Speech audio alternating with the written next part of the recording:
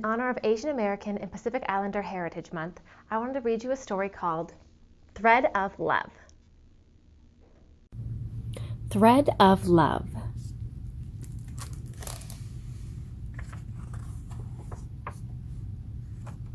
Thread of Love, written by Kabir Segal and Sharista Segal.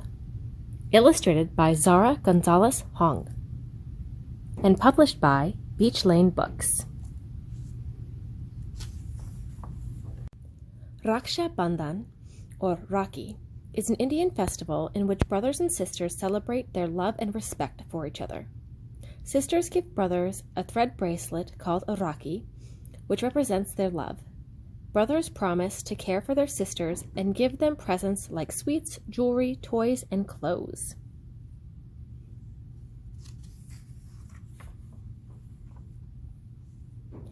Are you sleeping? Are you sleeping? Brother G, Brother G. Looks like he is. Morning bells are ringing, morning bells are ringing, ding, ding, dong, ding, ding, dong. Oh, you see the thread?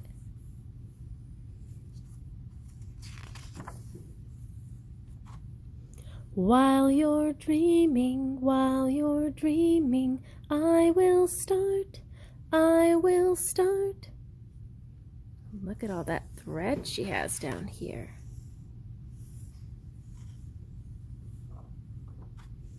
Making you a Rakhi, thread of love, thread of love. So they're making bracelets.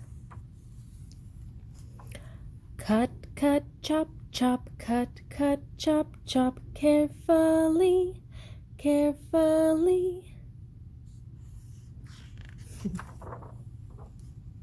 Weave the threads together, weave the threads together, 1, 2, 3, 1, 2, 3. Those bracelets look very nice. Sparkle, glitter, sequins glow, sequins glow. Ooh, look at the finished product. Don't forget the tassel, don't forget the tassel. Swish, swish, swish, swish, swish, swish. Oh, looks like they're adding a tassel to it. Here's your Rakhi, here's your Rakhi. I will tie, I will tie. Hope you keep it always, hope you keep it always. Thread of love, thread of love.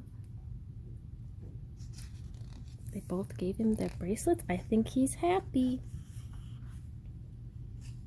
Sister Kashi, Meri Ban, Meri Ban.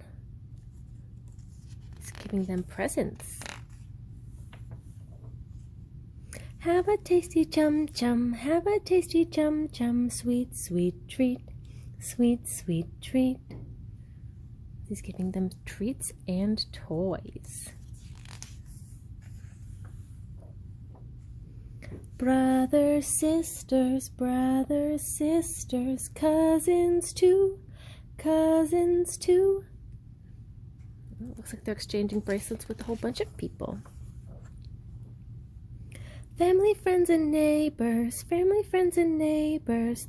of love, thread of love. It looks like people from all around the world are making bracelets for each other.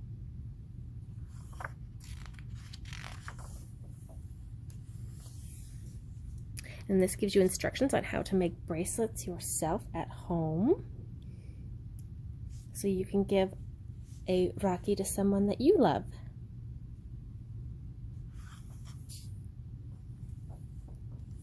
The end.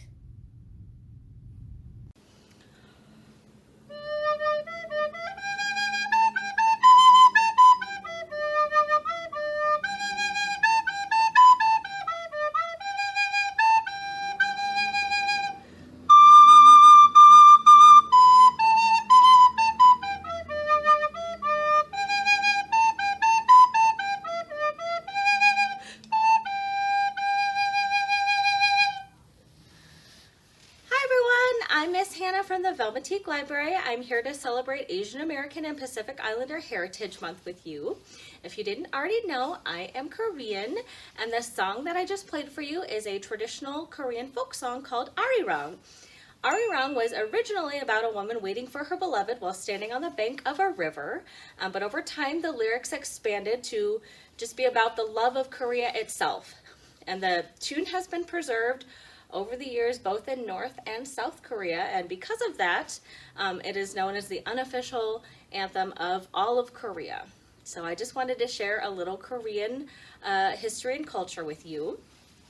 And to finish off, I want to read this book with you called The Name Jar, which is a story about a Korean girl that comes to America for the first time. All right, this is The Name Jar by Young-suk Choi.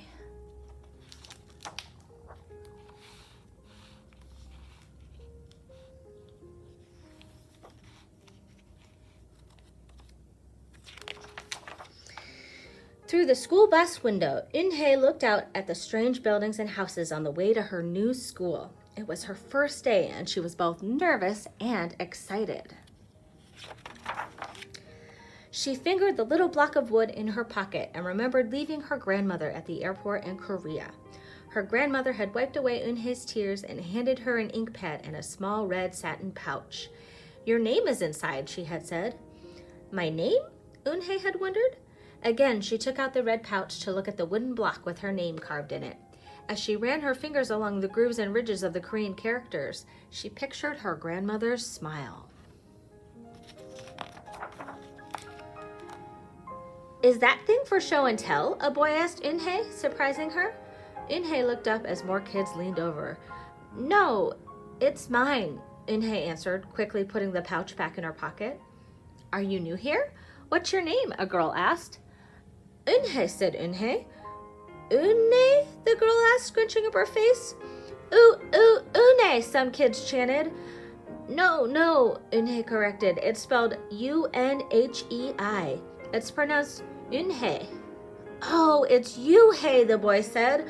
"Like you, hey. What about hey, you?" Just then, the bus pulled up to the school and the doors opened. Eun-hae hurried to get off. "You-hae, bye-bye," the kids yelled as she left. Eun-hae felt herself blush. Eun-hae stood in the doorway of her new and noisy classroom.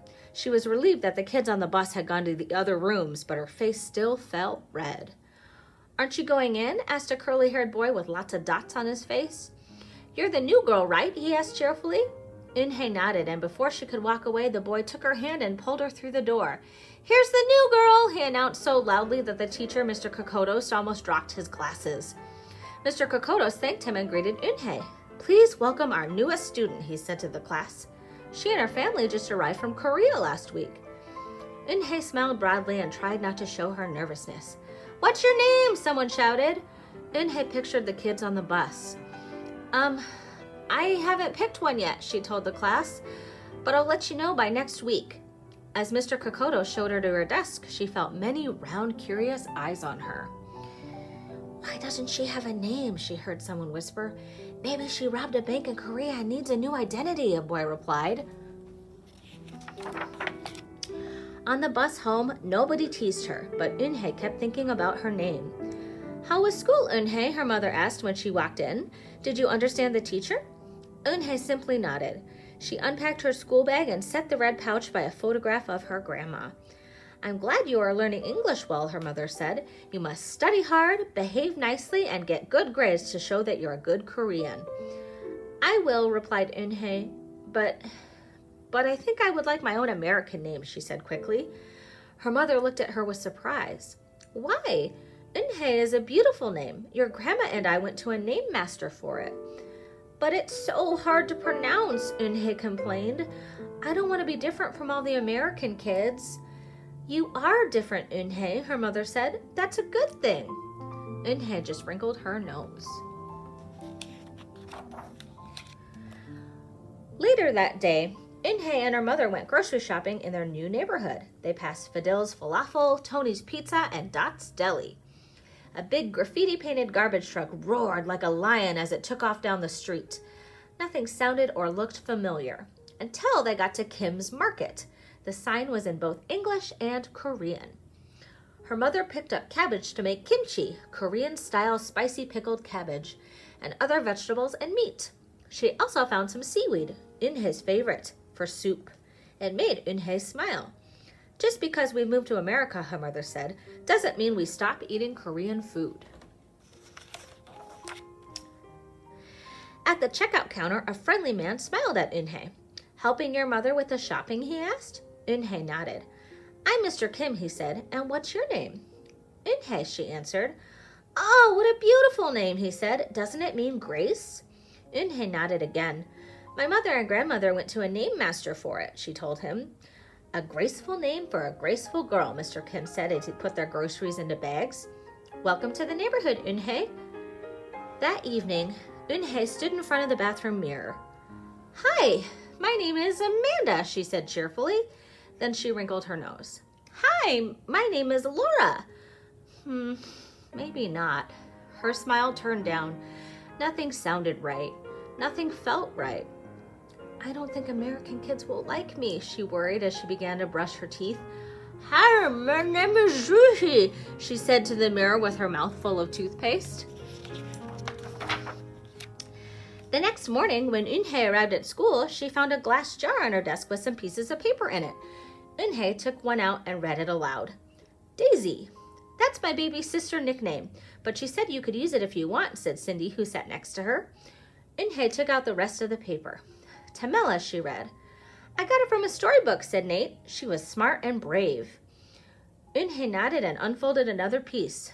Wednesday? Yeah, you came here on Wednesday, said Ralph. Thank you for your help. A smile spread over Eunhae's face. Ralph quickly said, We'll put more names in. You can pick whatever you like, or pick them all and you'll have the longest name in history. At 3 o'clock, the bell rang for the end of the school day. Eunhae looked out the window and saw it was sprinkling.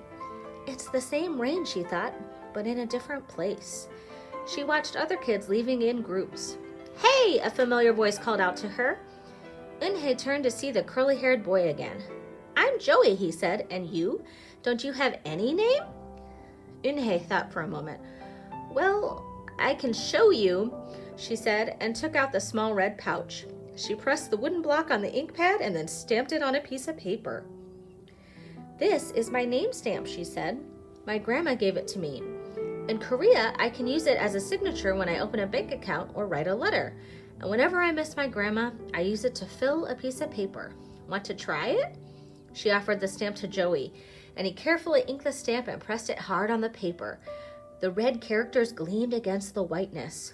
Wow, that's beautiful, Joey said. Can I keep the paper? Sure, Eunhae said, and then the two of them shared her umbrella as they walked to the school bus. Every day, the jar got fuller with more names, and Eunhae read them all. She found a few names she liked. Miranda, Stella, Avery. They sounded interesting. I hope you choose the name I put in, Marco told her at snack time. I've put in 3 more, said Ralph. Madison, Park, and Lex. They're my favorite street names. Maybe you should close your eyes and draw a name, Rosie suggested. Ralph frowned. That's silly. What if she doesn't like the name she draws? Well, we didn't get to choose our names when we were born, did we? Rosie argued. Everyone thought about this.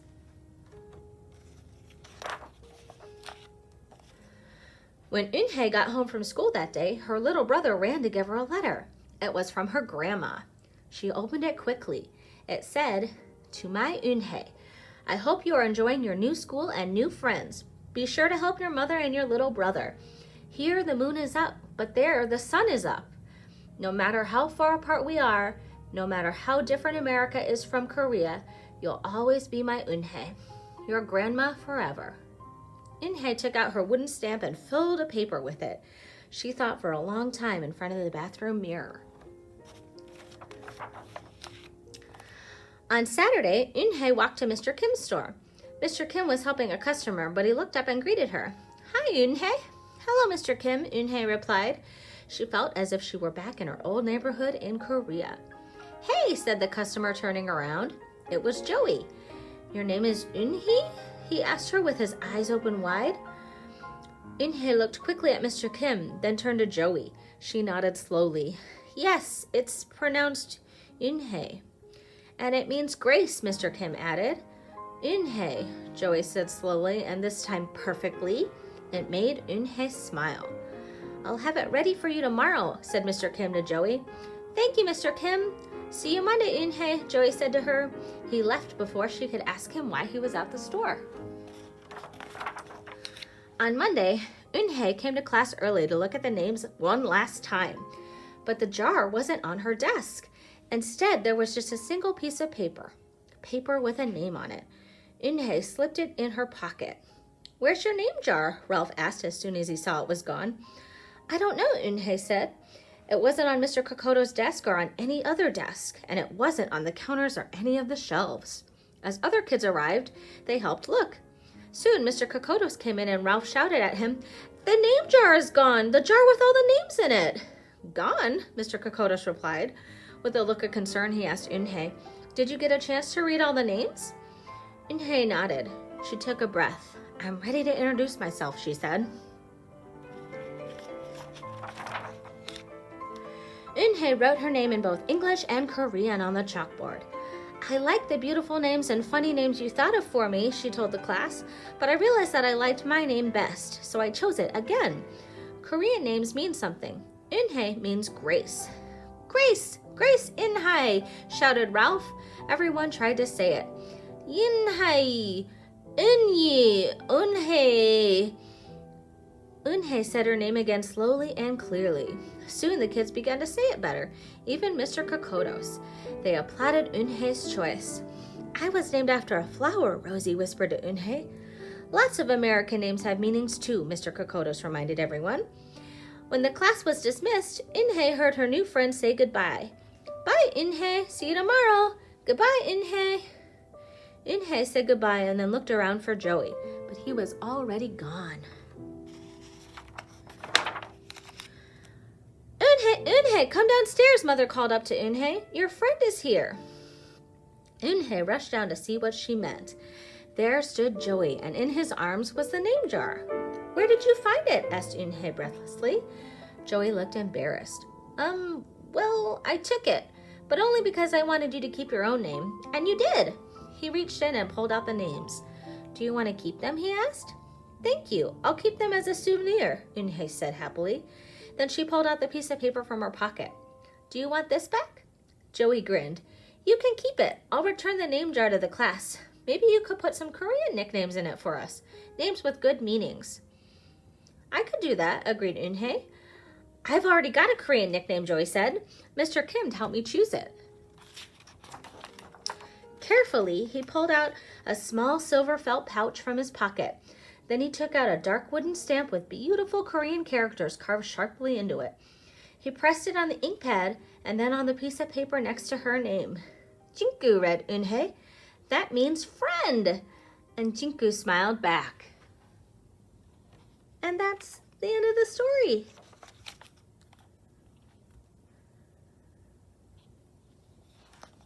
Hello, my friends. I'm Alex and I'm from Central Asia. You see, I dressed today so cheerfully.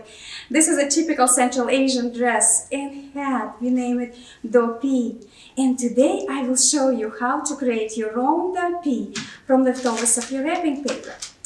You need a piece of wrapping paper, just like this. Then maybe you will need a scotch tape. It's not necessary though. The scissors to cut this paper. Then if you have some pencils, crayons, markers to decorate your dopi, or you just can have strips of wrapping paper to cut out different shapes, like this one. It looks like angel wing. And to put the decoration on, you will need a glue. So right now, just follow my steps. So I cut this piece of paper and I fold it like this, twice. So we just want to see folded paper like this. And let's fold it one more time. it twice, and we're doing it so we could see the middle of this paper. Because right now we have to bend corners like this. Do one corner. There we go. And let's do another one. Folding it so it could look like a little house. So let's just try to straighten it up a little bit. You don't have to be precious, but here we go. So this is what we've got. It looks like a house, isn't it? You have to fold this edge, and you can fold it in half or maybe a little bit less, how you wish. I just will do it in half, like this. And then one more time. So, like this. Watch one more time. So you just fold this part, only one finger, one side, in half. So it's kind of reach this line, but it's not necessary, you can do it less, but then you fold it just along this line of those two angles, like this. Then you have to flip it. When you flip it, you have to fold those sides, and I will do maybe like 3 inches here from the edge. Like this side, and try to do equally another side. Like this. Approximately like 3 inches. Let me look at it. So this is what I get. And from this point, you just can measure your dopey on your head, if it's fit or not. This one may be a little bit small for me, or if it's too big, you just fold it a little bit more. When you do this, you just try to fold it up to this line, so we want to see it, and then you fold the rest of the paper like this, because this paper we just have to tackle it here, like behind those two sides. So it's a little bit tricky, but you will see how I'm doing it. It's not very difficult. So I just tackle it behind. Here we go. Straighten it a little bit up, like this. Don't be afraid to press it. So this is what I've got. And pretty much the pea is done. Everything what you have to do right now is to push this corner inside.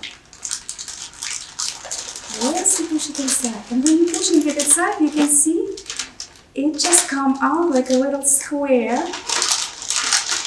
It's really interesting part of making dog pea. You can see how the square is forming. So you just try to shape it, and you can see the pea is almost done. You just can make this corner more precious. And if you will put it on the table, you will see this little tongue hanging out here. So I just can straighten it up a little bit like this. Put it here. And then it's very easy. You just fold it. It looks like this. And you see how neatly it looks here. This part is covered. Everything what we have to decorate, just this part of our dough pea. To paint flowers, you know, like different ornament here, like, you know, to decorate it, like something very, everything what you want.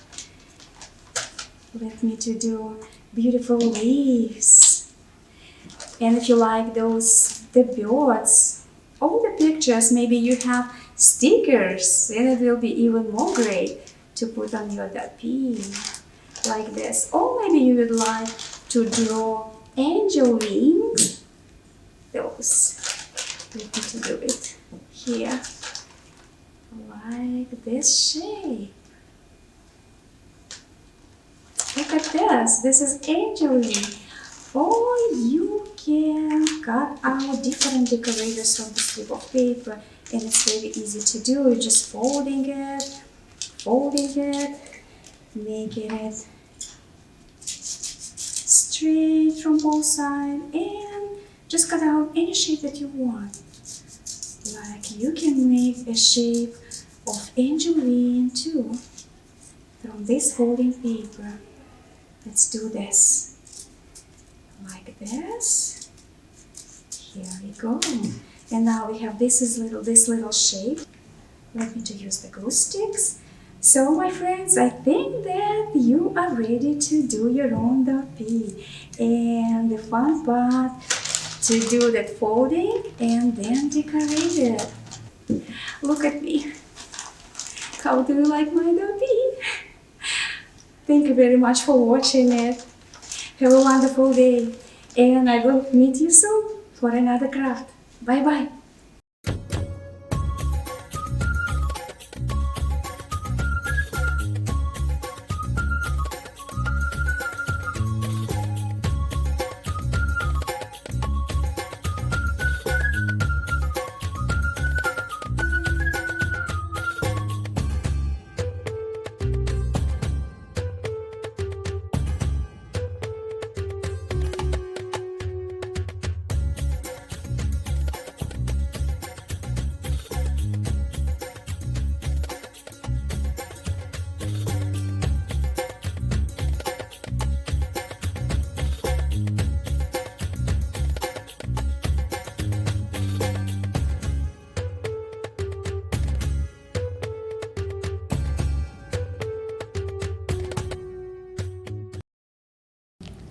Hi everybody, Miss Melissa here. To celebrate our Asian and Pacific Islander Heritage Month, I've decided to read one of my new favorite books, Amy Wu and the Perfect Bow. I love bows. So let's see if Amy is able to make the perfect bow. Amy Wu and the Perfect Bow by Kat Zhang and illustrated by Charlene Chua. Ooh, we're gonna find out what a bow is. I love bow. These are bows. Look how many there are.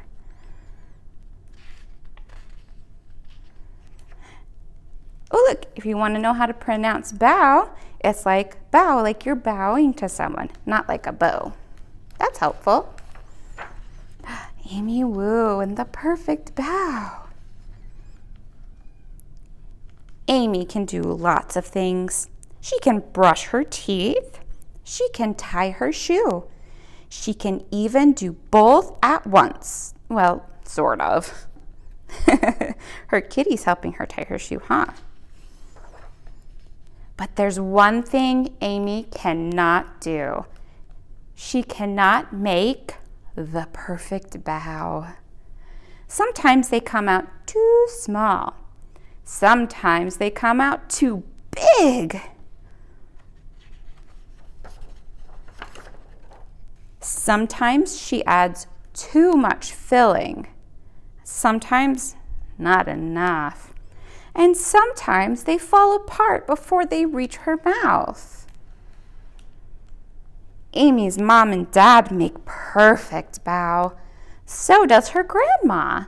Their bow are soft and fluffy and so delicious.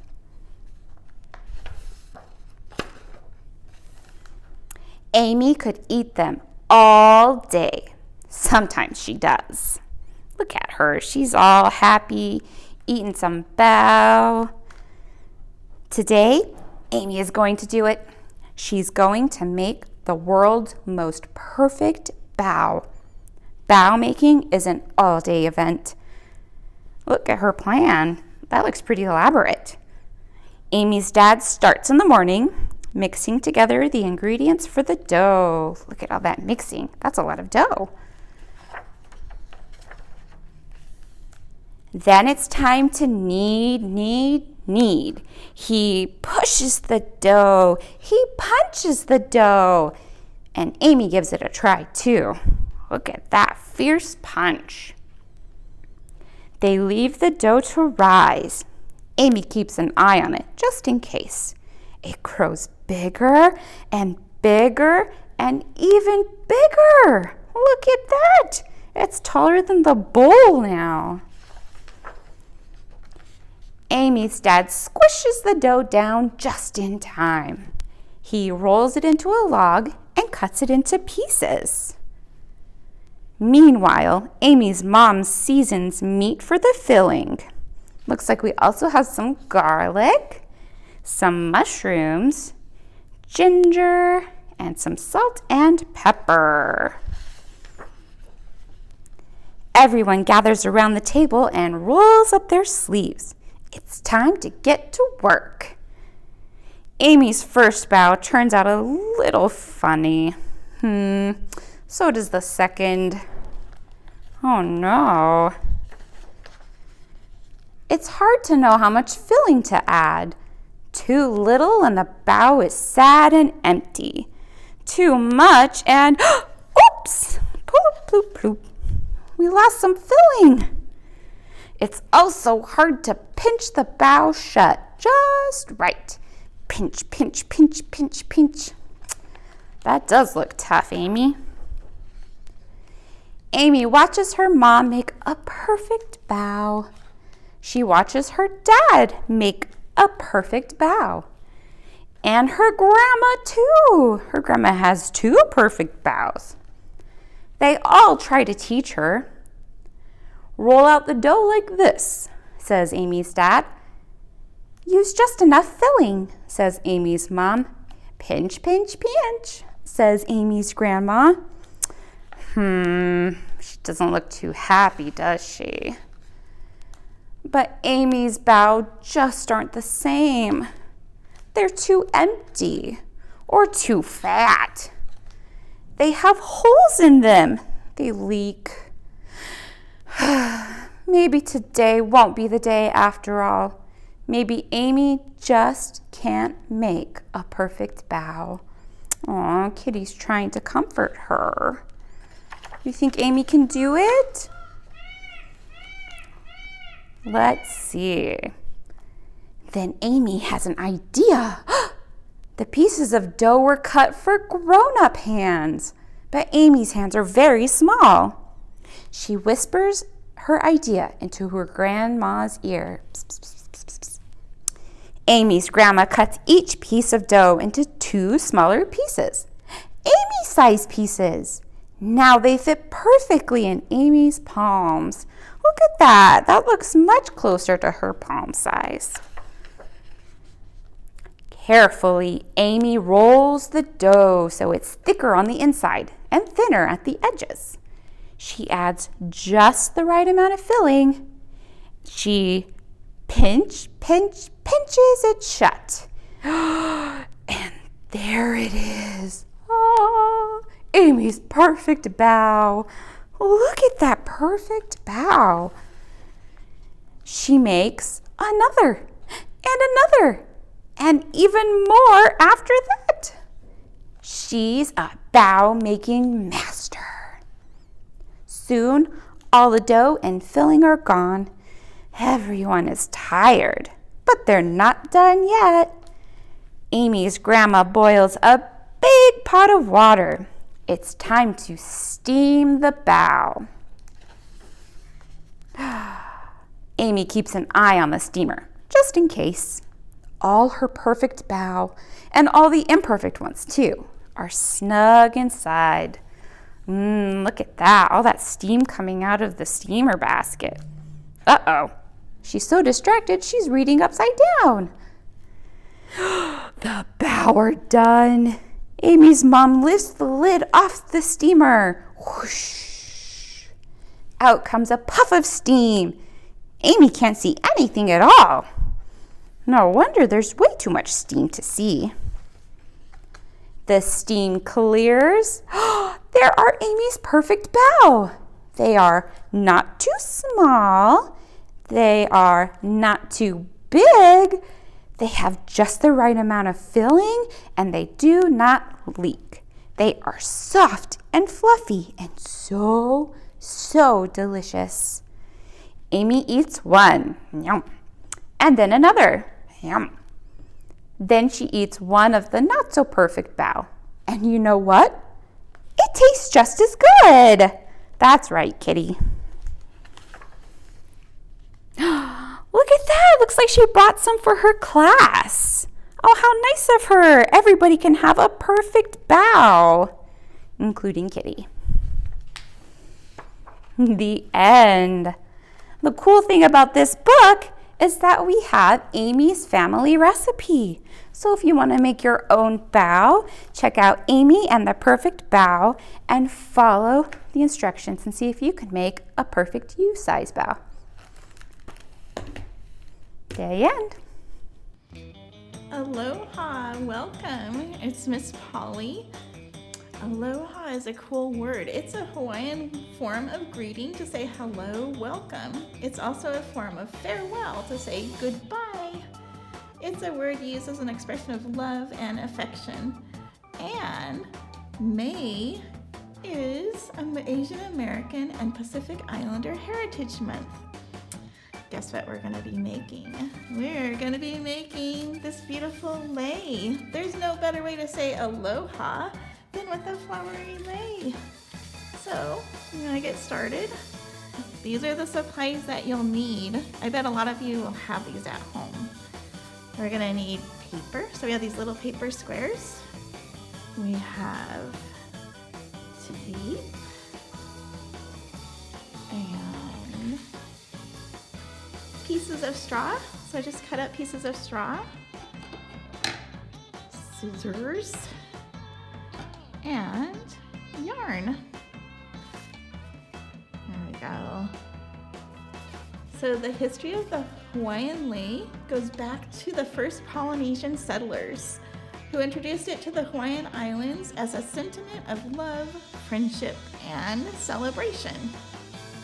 Are we ready to get started?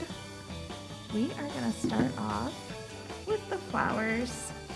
So I cut a bunch of squares of construction paper, just like this. So just squares, they don't have to be perfect. And then what I did was I just folded them into themselves, like this. So fold in half and then another half. So this is important. So see this part? It's not the open part of the paper, this is the closed part of the paper. We're gonna cut a little hole. It needs to be kind of small so that the straws don't slide through it. So, and it spreads out once you open it up. So I'm gonna cut a little hole with the scissors, just the corner there. And then the part that opens up, this part, I'm going to shape into a flower. So I'm just gonna cut kind of a rounded, making sure you keep the closed part uncut part of it. You can cut a little bit of it, just like that. See how we still have the closed part? And then you open it up. And voila, you got a little colored flower. Isn't that cute? So I'm gonna bring in some others that I've already made. Got these. And the next thing we need is yarn. So you want a pretty good length of it, so it kind of drapes around your neck. This would be a good gift for your friends, grandparents, parents, family, teacher. So got a pretty good length of yarn. I'm gonna put this aside. And this is super easy. We're gonna use the cut up straw.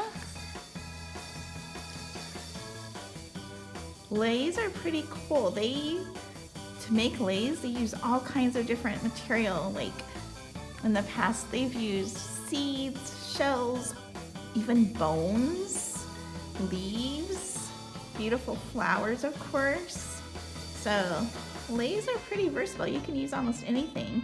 And if you don't have straws, you can use beads or colored paper. So this is where I'm going to use the tape. This is super handy to make it easy to string the yarn onto the straws onto the yarn. So I am going to just tape the end. Just roll the tape around the end to kind of make it easy to string. Just roll it up, just like that. So ancient Hawaiians adorn themselves in flowers, sticks, shells, seeds, and even bones to differentiate the various classes of royalty. Now, these fragrant beauties, the leis, are worn by everyone for just about any occasion. Are we ready to get started? I'm gonna start with this straw. Got a few more out here. I've got a variety of colors, huh? So look at how easy that is to string with the tape on the end. So I'm gonna start with this straw. With this end, I'm gonna just tie a little knot so that everything doesn't slide through. And make a double knot, just like that. There we go. Okay, so I'm gonna start with the straw. You can be pretty versatile with this. I'm gonna put the flower on. I'm gonna actually add 2 flowers. See how you need to have the hole a little bit small so that it doesn't go through the straw. And then we're gonna kind of make it colorful. Another couple of flowers. Oops, I'm gonna make another one.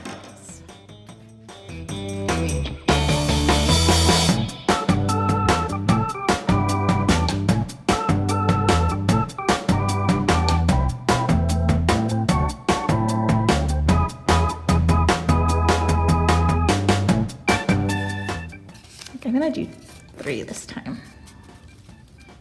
Line it up. Go through. There we go. Let's use this straw.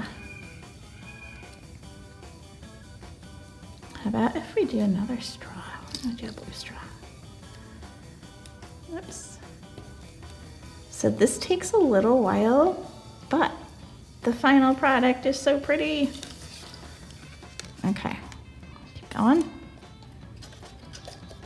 So you can string it so it goes all the way around your neck, around the band, or you can just make it so it's just a little bit of flower and a lot of straws, or just string, however you want to do it. So I'm just going to give you the sample here. I'm going to tie it. I'll show you the final product in a second. So I'm going to tie it. So there's the sample. This one's a little one, but let's bring this one out.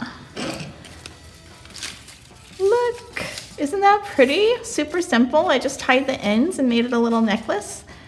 And voila, there you go. Have a wonderful Asian American and Pacific Islander Heritage Month. Bye. See you next time.